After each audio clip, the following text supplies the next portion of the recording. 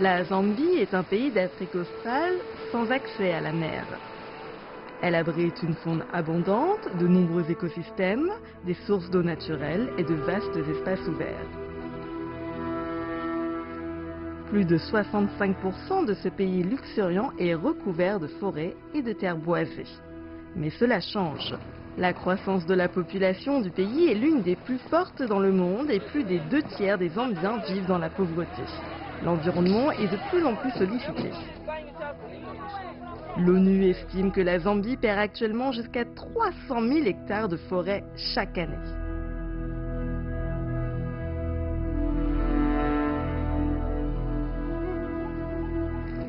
La destruction de forêts pour l'agriculture et la production de charbon de bois en sont les principales causes.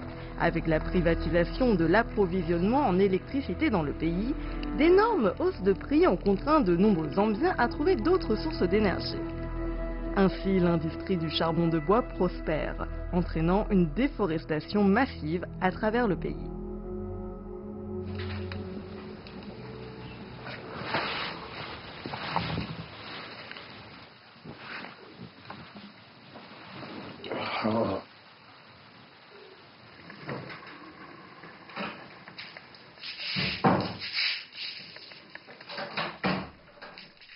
Je suis devenu producteur de charbon de bois parce que je n'avais absolument rien à faire à cette époque.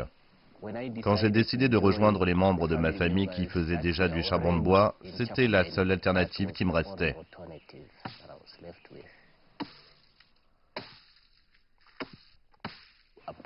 L'agriculture à petite échelle ne pouvait pas subvenir à nos besoins. On avait donc recours à la production de charbon de bois pour gagner de l'argent.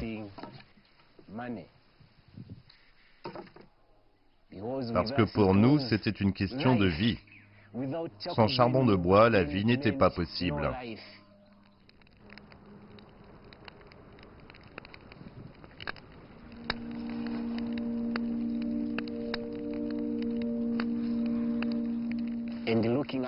Quand je pense au temps que j'ai passé à faire du charbon de bois, j'ai coupé tellement d'arbres que je ne pourrais dire combien. Je ne sais pas le nombre, mais c'est beaucoup trop.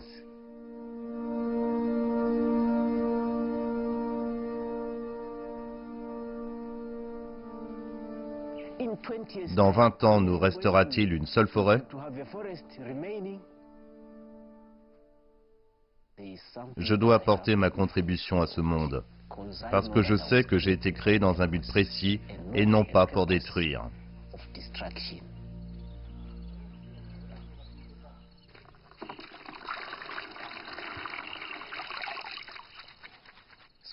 J'ai donc décidé de faire une grande pépinière. C'est ici, à Livingstone, que son rêve a finalement commencé à se concrétiser. Lloyd a créé une petite pépinière dans la cour de la maison qu'il a baptisée Amazing Grace. Au départ, ce n'était pas quelque chose que je faisais pour vendre. C'était juste le désir de planter des arbres à cause de ceux que j'avais coupés. Ce qui était vraiment important pour moi, c'était de payer ma dette envers la nature.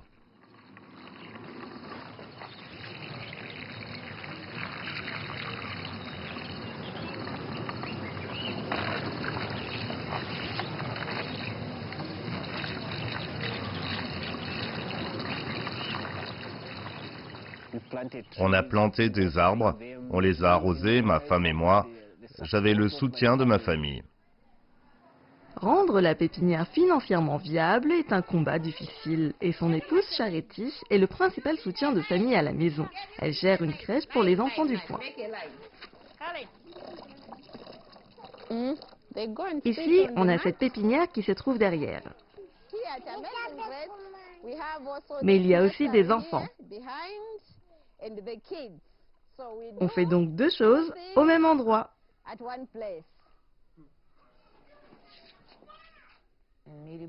Je m'occupe des enfants. On a 45 enfants dans notre crèche.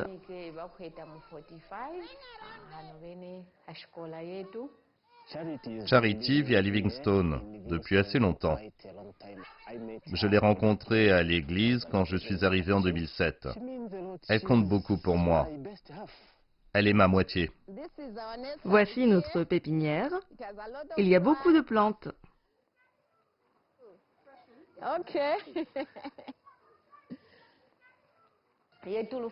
Les gens qui viennent acheter des arbres ont une bonne réaction. Même si on voudrait qu'il y en ait plus, leur manière d'apprécier ce que nous faisons nous donne de l'espoir.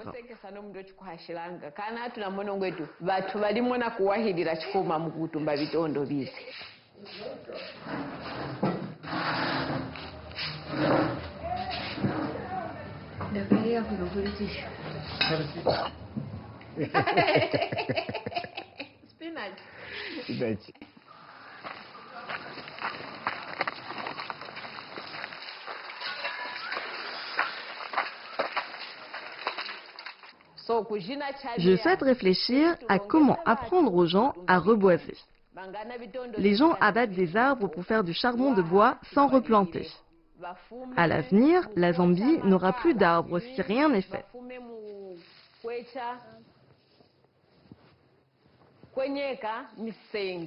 Mangana watu tuhasa kutumba bitondo kupwanga kahana kuteta bitondo na tulikafisa oloze tukatuchikubitumbako kumakumishirira tukahona imba chitondo muno mulifuchi lyetu lya Zambia.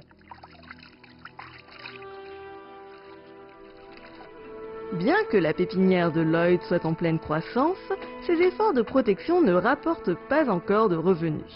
Lui et Charity sont toujours contraints d'utiliser la source d'énergie contre laquelle il se bat, à savoir le charbon de bois.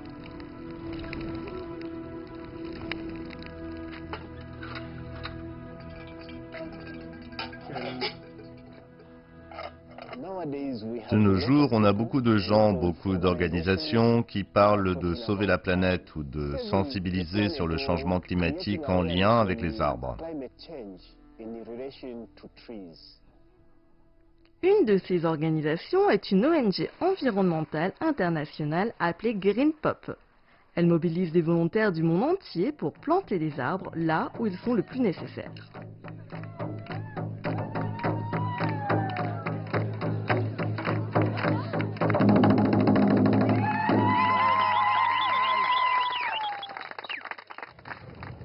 Quand ils sont arrivés en Zambie pour la première fois il y a quelques années, le fondateur et directeur sud-africain de Green Pop, Misha Tisdale, devait acheter des arbres. Il s'est alors rendu dans la pépinière de Lloyd. J'ai des goyaviers. Où sont les papayers et les manguiers?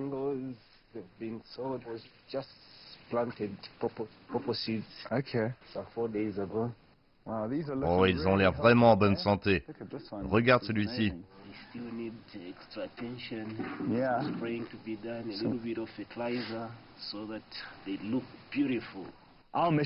Notre mission consiste vraiment à relier les gens avec la nature, immerger les gens dans un environnement naturel en les reliant les uns aux autres et en offrant un enseignement pratique et durable. Le but est que les gens puissent appliquer ce savoir dans leur vie.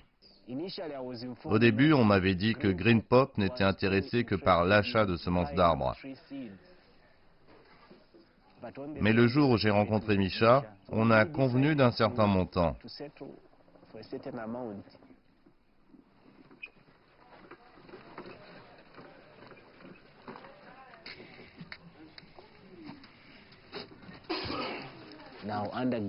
Avec Green Pop, j'ai vu une opportunité. Je pense que c'est le bon moment pour moi. J'ai décidé de donner 100 aux citronniers à Green Pop. Donc on plante parce que cela me passionne de faire cela et que je n'ai jamais eu de terrain pour planter ces arbres.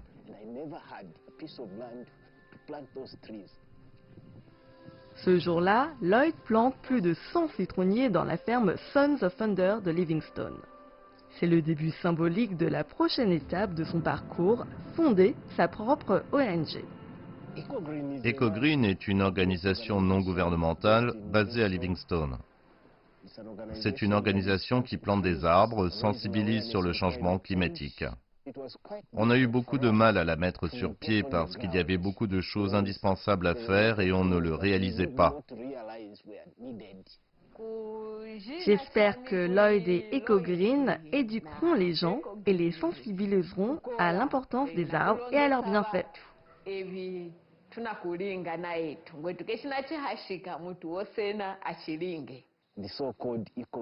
Ce qu'on appelle EcoGreen en est là où elle est maintenant.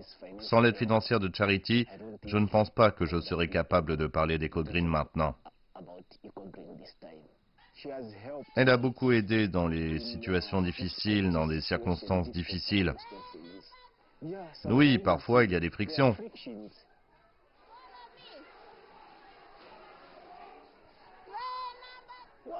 Pourquoi est-ce que tu n'abandonnes pas EcoGreen pour faire autre chose? Avant, tu travaillais, au moins tu aidais. Mais maintenant, on dirait que tu ne fais rien. Tu te concentres sur quelque chose qui n'en rapporte aucun revenu. Les temps étaient particulièrement difficiles quand Lloyd a commencé à œuvrer pour l'écologie. Avec peu ou pas d'argent, Lloyd a dû effectuer des travaux de peinture à Livingstone afin de contribuer aux dépenses.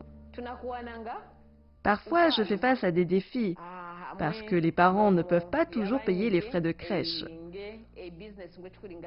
On vend une très petite quantité de plantes par rapport à la quantité qu'on cultive.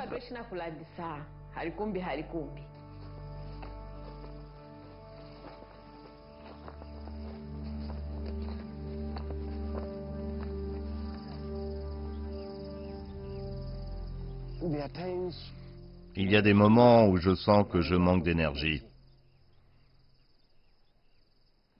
Mais la nature se sacrifie pour qu'on soit où nous sommes, pour qu'on soit ce que nous sommes. C'est le fleuve Zambèze. Ces eaux qui coulent dans ce fleuve proviennent principalement des pluies. Les arbres aident beaucoup à la formation des nuages et par conséquent de la pluie. Sans pluie, on n'aurait plus de cours d'eau. Où seront les poissons? Où seront les crabes? Nulle part. La rapidité de la déforestation doit être prise en compte pour préserver l'environnement du pays dans son ensemble.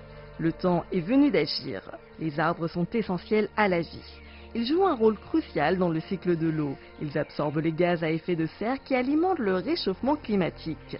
Ils gardent les sols humides en les protégeant du soleil, produisent de l'oxygène et absorbent le carbone.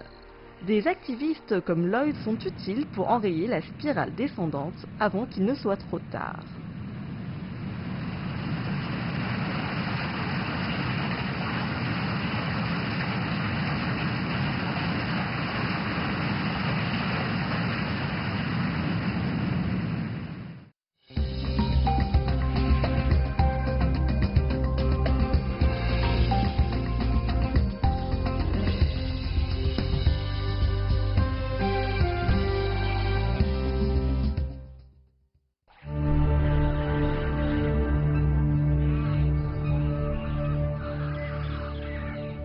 Lloyd Maniyina a été un charbonnier illégal qui a abattu d'innombrables arbres, mais il savait qu'il devait s'arrêter.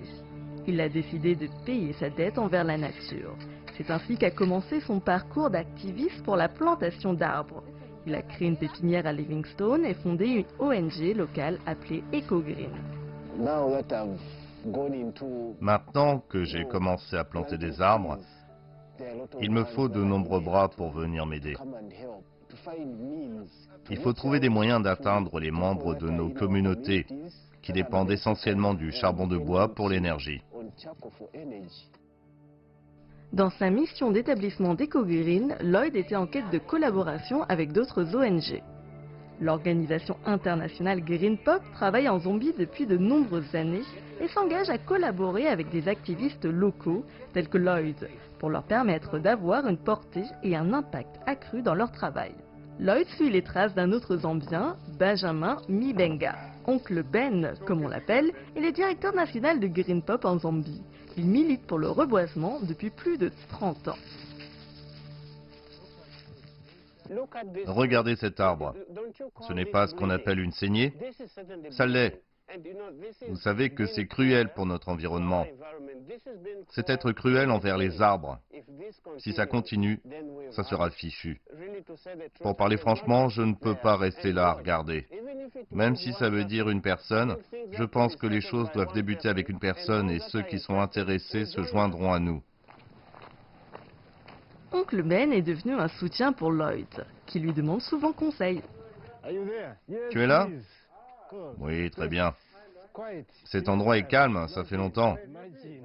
J'imagine qu'il s'est passé beaucoup de choses. C'est vraiment un plaisir de te voir après si longtemps. Assieds-toi, s'il te plaît.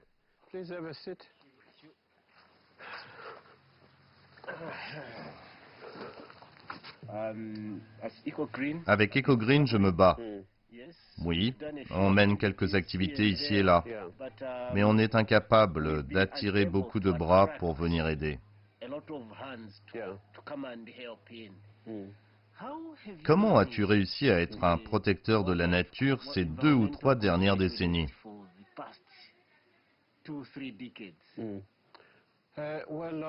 Eh bien, Lloyd, ça prend un peu de temps, beaucoup de temps. Je pense que la persévérance est une chose importante. Tu dois aussi aimer ce que tu fais. Bien sûr, tu vas rencontrer de nombreux obstacles en cours de route. Et les obstacles sont parfois divers. Ça peut être des gens qui essaient de changer ce que tu fais et ainsi de suite. Tu rencontres des gens comme ça. Certaines composantes de la société disent « On ne peut pas soutenir EcoGreen, car EcoGreen semble faire de la concurrence à GreenPop. » Mais à mon avis, je pense que ce n'est pas le cas. Je ne sais pas comment tu vois cela. Lloyd, GreenPop est une très petite institution. Les problèmes environnementaux qu'on traite sont vraiment énormes. Et c'est la raison pour laquelle on ne peut pas dire, comme il y a GreenPop, on ne peut pas en avoir d'autres. Regarde, on n'est pas partout. On est seulement quelque part et on couvre une très petite superficie. Je pense donc qu'on a besoin d'un peu plus de gens pour pouvoir traiter ce problème environnemental à un niveau plus large. Mais aussi, en tant qu'autochtone, on doit se lever pour pouvoir compter. Si c'était possible, je proposerais un partenariat où EcoGreen et GreenPop travailleraient main dans la main. Je pense que c'est exactement ce qu'on est en train de faire. C'est un début de collaboration car on a beaucoup en commun. Tout ce qu'on fait, c'est juste d'essayer de regarder ce que vous avez, ce que nous avons. On a un peu fait ça dans le passé.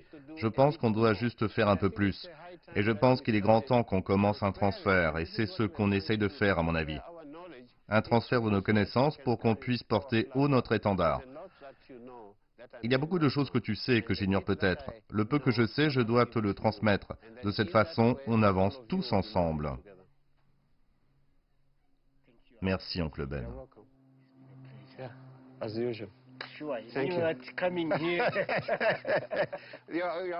Tu es toujours le bienvenu.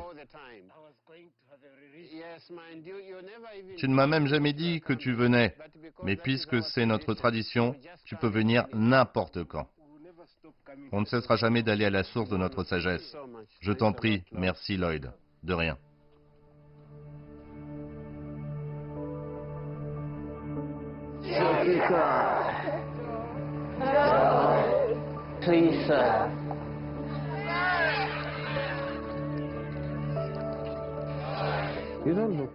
Tu ne regardes pas les gens droit dans les yeux. Je t'aiderai à entrer dans ce cercle à temps.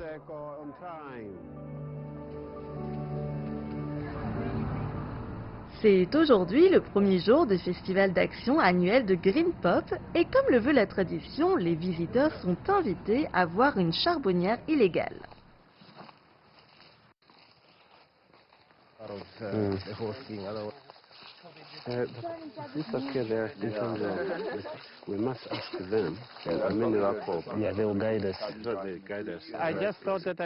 Je me disais que je devais vous présenter cette forêt dans laquelle vous vous trouvez. C'est la réserve forestière de Dumbo. S'il vous plaît, considérez-la comme votre propre forêt. C'est votre forêt car elle vous concerne d'où que vous veniez. À un certain moment, on devrait tous s'asseoir pour voir comment on pourrait replanter ces arbres qu'on abat. Vous voyez à quel rythme la forêt diminue? Qu'en sera-t-il de nos enfants? Nos petits-enfants voudront profiter de ces arbres, mais on les détruit.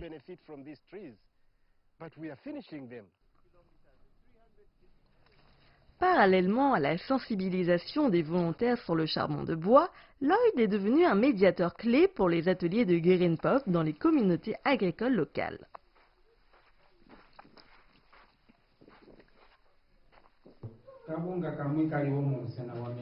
Il y a une organisation qui travaille ici.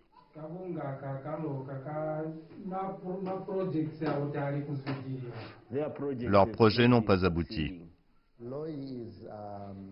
Lloyd traduit parce que je ne parle pas la langue locale. Il encourage les communautés à valoriser et à prendre soin de leurs ressources. C'est un aspect de la notion de propriété qu'on a inculqué lors de ces ateliers. Je pense et je crois qu'il y a de l'espoir et que ça va marcher.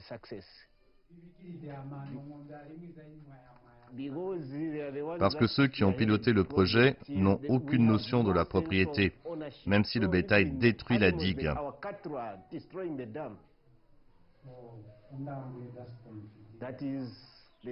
C'est un exemple de ce problème de raisonnement.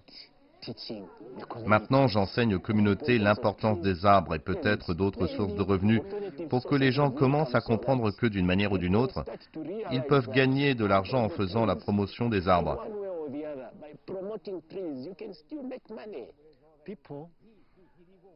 Mais les gens apprécient le fait que le changement existe bel et bien. Il est possible de changer les choses si on est concentré.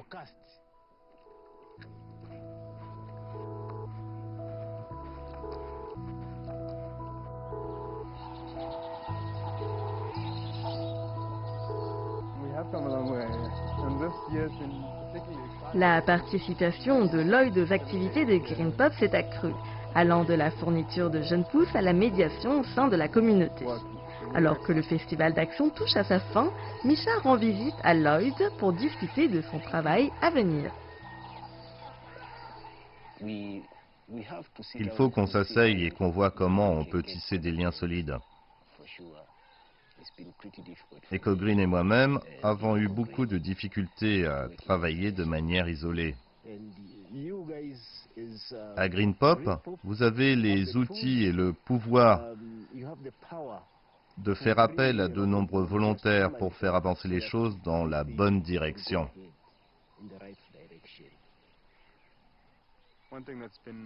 Une chose qui a été vraiment enthousiasmante, et je peux dire que ça va être une grande opportunité pour nous, c'est que ta compréhension du paysage local aide vraiment à légitimer ce qu'on essaye de faire. Il ne s'agit donc pas de venir ici et de remettre en question les idées de développement, mais de consulter des habitants comme toi pour élaborer un cadre soutenant réellement une vision à long terme. Et j'espère que tu feras partie intégrante de cette vision. C'est donc une vision commune. C'est un partenariat. Oui, ce serait génial. Je constate que notre relation se développe avec le temps. Je pense que tu as beaucoup de valeur à ajouter au-delà des arbres. Je pense que dans un paysage comme celui-ci, on peut planter beaucoup d'arbres.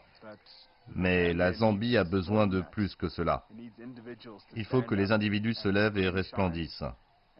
Et tu montres ces couleurs incroyables. Merci. J'ai une opportunité de travailler et je veux y mettre mon énergie pour réussir au mieux.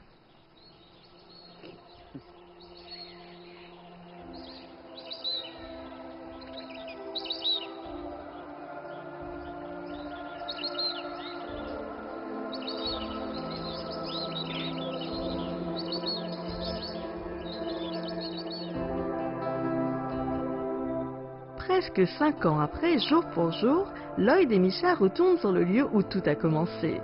Sons of Thunder est une ferme appartenant à l'ONG située à la périphérie de Livingstone. C'est là qu'ils ont planté des citronniers ensemble. Oui, des avancées sont faites, mais quelqu'un m'a dit qu'un voyage de 1000 km commence par un pas.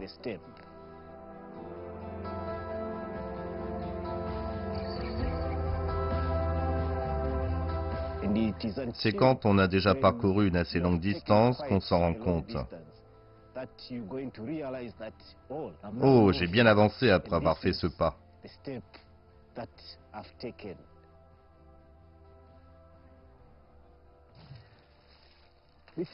C'est historique. Fais voir. Je le tranche. C'était la brousse quand on est venu planter ces champs d'agrumes.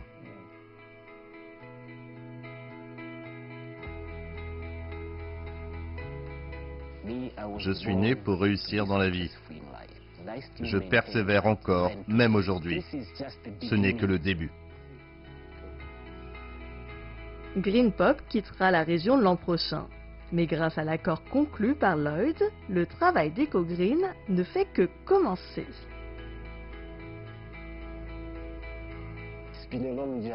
Le voyage est long, mais quand vous avez un rêve, quand vous avez la passion de faire quelque chose, vous le gardez toute votre vie. Vous ne le laissez pas dépérir seul. Son histoire est incroyable. Il a commencé comme producteur de charbon de bois, il est maintenant défenseur de la nature à plein temps. C'est le bon exemple de quelqu'un qui peut changer un scénario pour un autre. J'ai encore un bon nombre d'années à vivre sur cette terre et durant ce temps, je dois travailler très dur pour avoir un impact avant de mourir. Je ne cesserai de payer ma dette envers la nature.